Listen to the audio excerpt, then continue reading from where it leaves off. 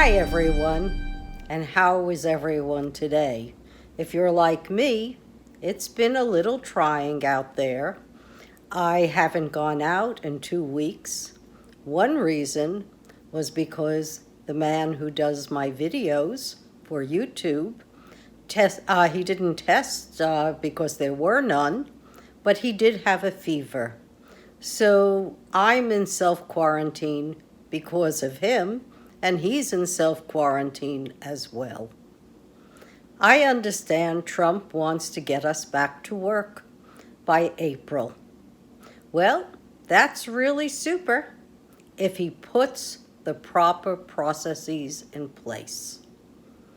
All it takes is the Defense Products Act. There's no reason for states to be scrambling over protective equipment or to be wondering where their ventilators are coming from or respirators. We have the military, we have strategic supplies in place.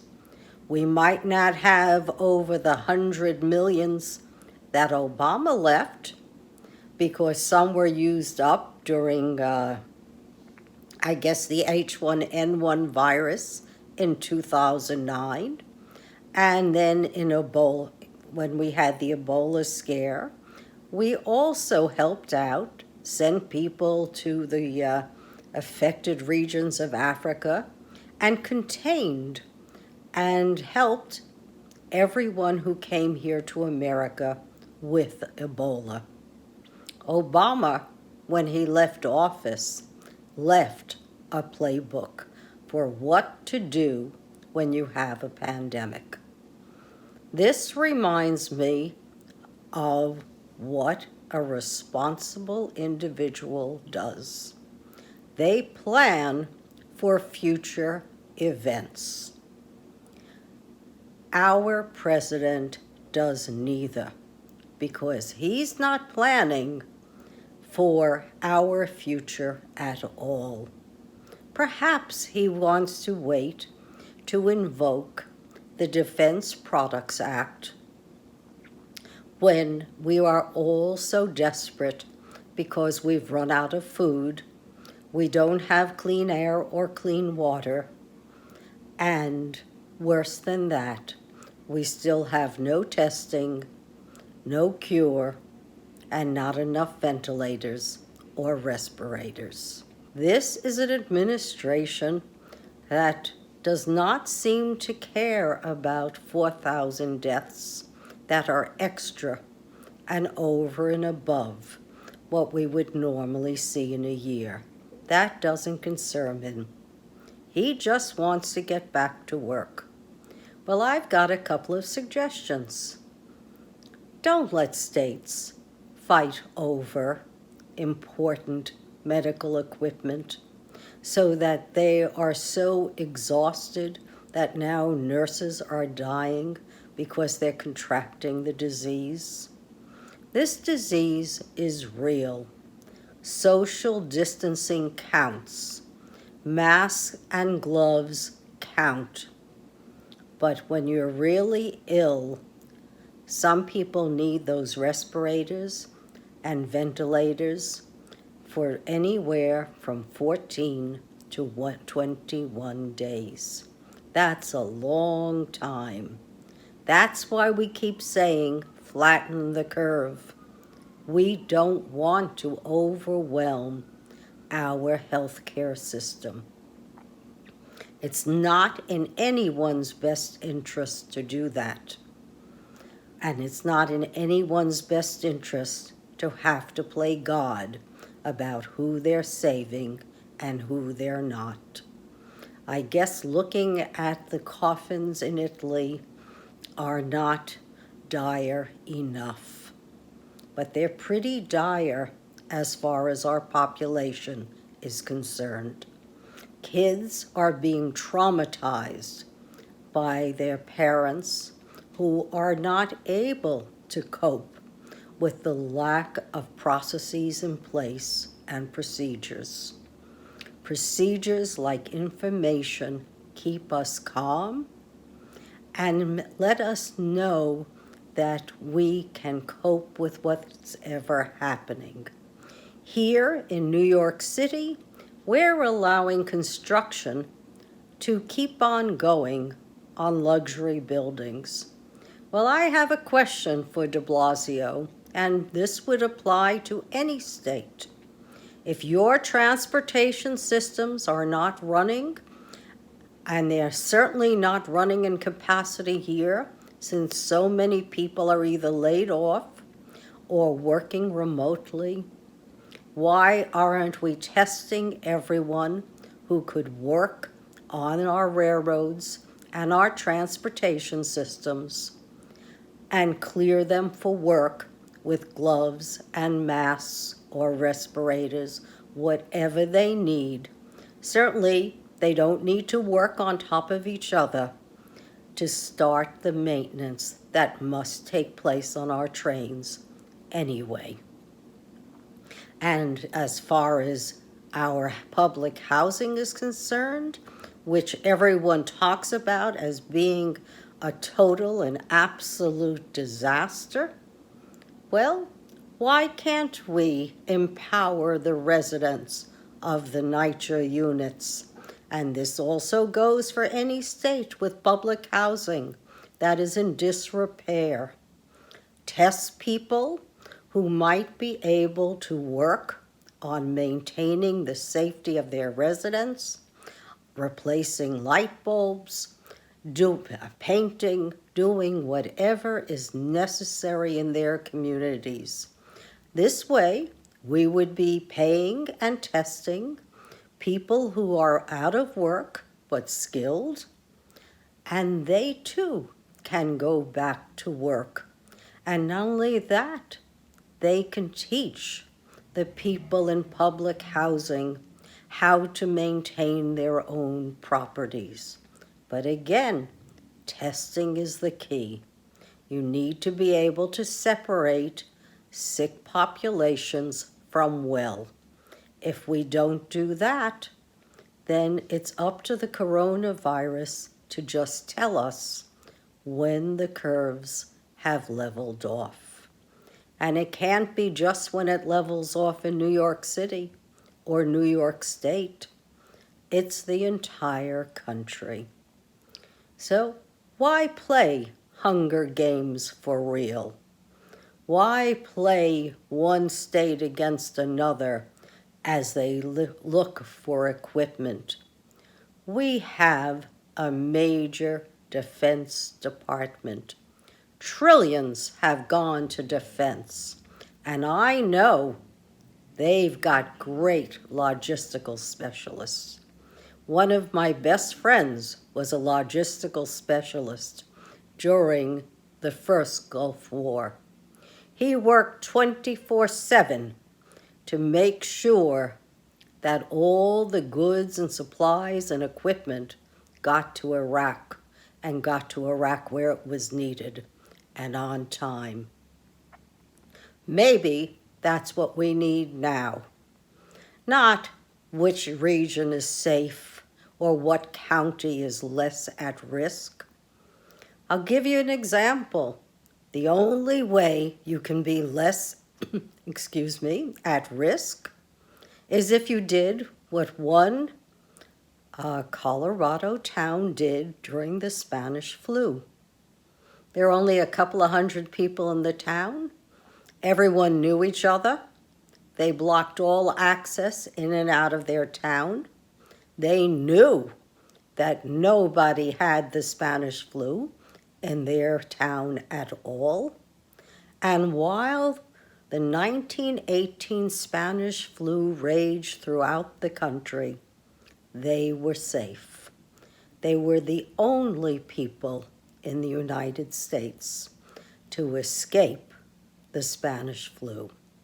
So you bet social distancing works. And it may be time for the experts like Fauci and the Department of Defense to brush off the procedural book that Obama left the national security agency and see what all the procedures and policies tell them to do step by step, just like a cookbook, on how to combat a pandemic. If we don't have the hundreds of millions of masks, there might be 30 million. That could be a huge help. And the same for gloves, the same for respirators, ventilators, whatever.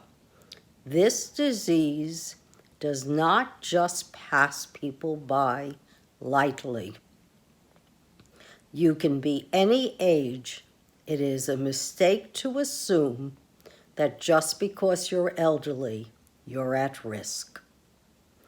But I don't think that we should have to be playing games with our lives. I'm not in some movie, and nor are you. We are realists. But when I hear friends panic over getting food and supplies for their household, I know that we've got to start instituting plans like we had when we had a gas shortage years ago, that certain supermarkets are open to receive a specific zip code or different streets within a region, whatever it is, but it's doable and it's a process and it can be worked out easily for everyone. So nobody has to worry, because I'm concerned that we're not only going to be playing with our lives, but we're also going to be playing with our food supply. Which brings me to another topic that I think is just beyond belief. The EPA, in our time of need, has reduced the requirements for air and water pollution that may be caused by factories. It is up to their discretion, the factory's discretion, on whether or not they pollute us. Well, this is not science fiction about this virus. It's not a Chinese virus. It's a virus. Happens to be borne by bats. It can be any place in the world it could originate. And I've been assured by scientists from Technion University who are only working on pandemics that this is not a one-off, that we don't even know how this virus is transmitted. It could be in the polluted droplets of our air, which is another reason why when you come home and you've been outdoors or you've been at work, you're being advised to take your clothes off immediately, leave your shoes at the door, take a shower, separate the old clothes, put on new clothes, and don't bring anything from the outside in.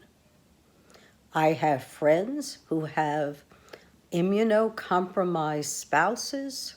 They're separating.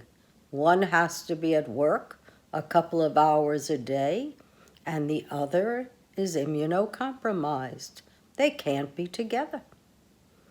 So if that's the case, and it is such a chore to be outside, if you don't have to be outside, I don't recommend it.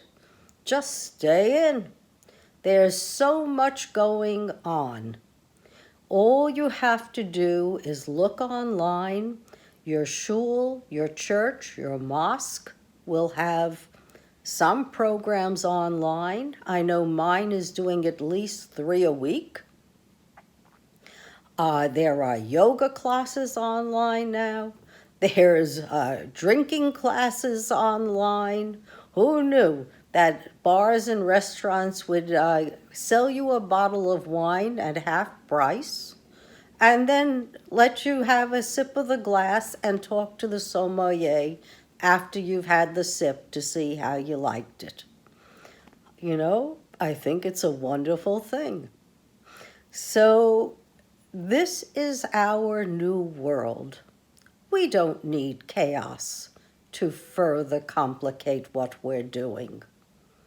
We have chaos enough adjusting to this way of life and becoming equally absorbed in what interests us at home. By the way, there are also TED Talks online. And if you're a member of a university, the universities are offering classes. The New York Historical Society is offering classes. All of the museums are giving you virtual tours. So that's being taken care of.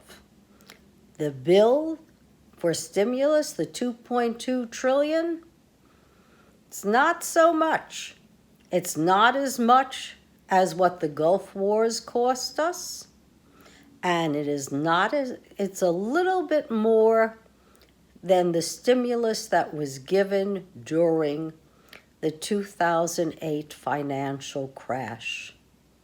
I know Obama wanted to give much more.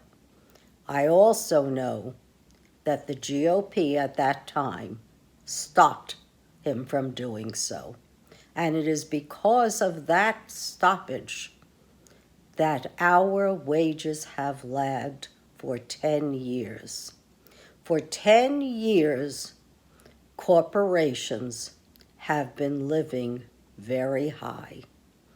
And they were rewarded not too long ago with a $1.5 trillion tax cut package that still maintains that they can do business overseas and not pay taxes. And speaking of overseas, China is begging to have the trade barriers relieved so that they can supply us with a lot of the equipment and necessary products that we need. Also, speaking of barriers, we're wondering who's going to pick our food. If you keep everyone out of the southern states where food relies on labor from Mexico, who indeed is going to travel cross country to harvest and pick the necessary fruits and vegetables that supply everyone in the country? We can't be short-sighted. We are dealing with a president who believes in, I bluff you, I do it just in time, you do it my way, and that's it. Well, that's not how business works. I know I was in business. I also know how big business works because I worked for 3 multinationals. And at Ford Motor Company, one year when we knew that there was going to be a tire strike, do you think that we just sat on our hands and didn't have tires? We had 5,000 tires waiting and ready to go. In Switzerland, their problem is not one of supplies for their people. Unfortunately, 10,000 of their people are ill. But they too thought ahead because they have to import most of their food and agriculture supplies. So thinking ahead is just good business. This is a businessman. I don't understand how he operates. But it doesn't work for governing an entire nation and making us all not only safe, secure, healthy, but able to survive and thrive. So this is Joyce. Delighted I could be here with you once again. And if you want to write me at thevoiceofjoyce@earthling.net, please do so.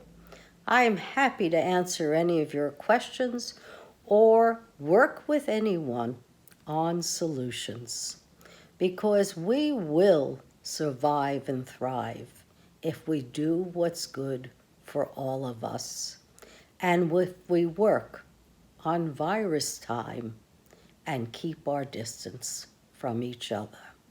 So God bless you all, and see you next week. Bye now, and take care.